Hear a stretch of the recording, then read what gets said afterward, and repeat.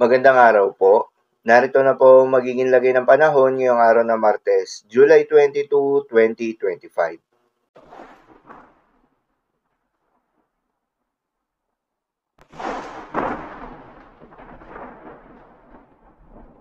Sa kasalukuyan na tayong sa pag-asa, patuloy pa rin nakakaapekto itong southwest monsoon o hanging habagat sa buong bahagi ng ating bansa.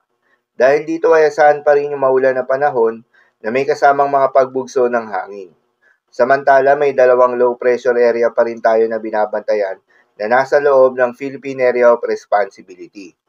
Yung unang low pressure area na binabantayan ay yung nasa may silangan ng southeastern Luzon na huling namataan sa layong 1,200 kilometers east ng Infanta, Quezon. Nananatiling malayo ito sa ating kalupaan at walang direktang epekto sa anumang bahagi ng ating bansa.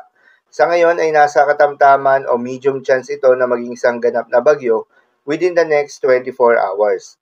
Habang yung ikalawang low pressure area ay huli namang namataan sa layong 405 kilometers east ng Calayan, Cagayan, yung trough or extension nito ay nakakaapekto ngayon sa may Cagayan Valley.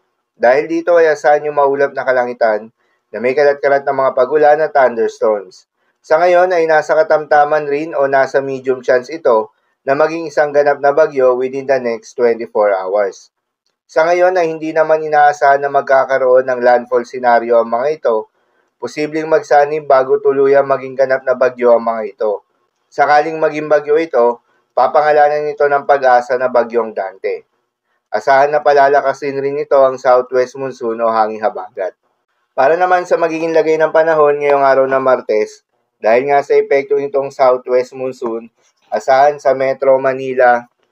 Para naman sa magiging lagay ng panahon ngayong araw ng Martes, dahil nga sa epekto nitong southwest monsoon, asahan sa Metro Manila, Calabarzon, Zambales, Bataan, Pampanga, Bulacan at Occidental Mindoro ang monsoon rains.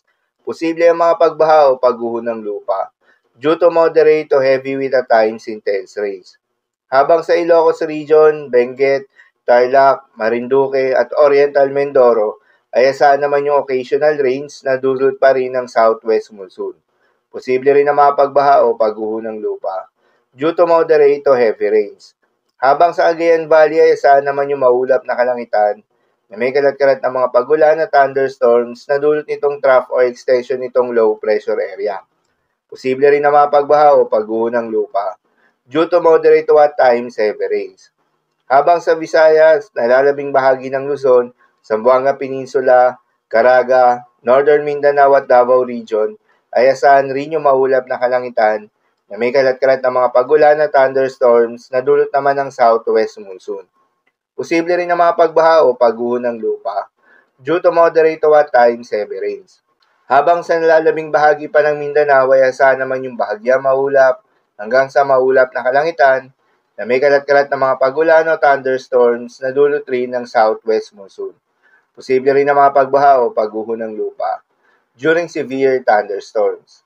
Sa mga apektadong lugar, ingat sa mga posibleng banta ng pagbaha at pagguho ng lupa, lalong-lalo na sa mga lugar na inuulan na noong mga nakaraang araw pa.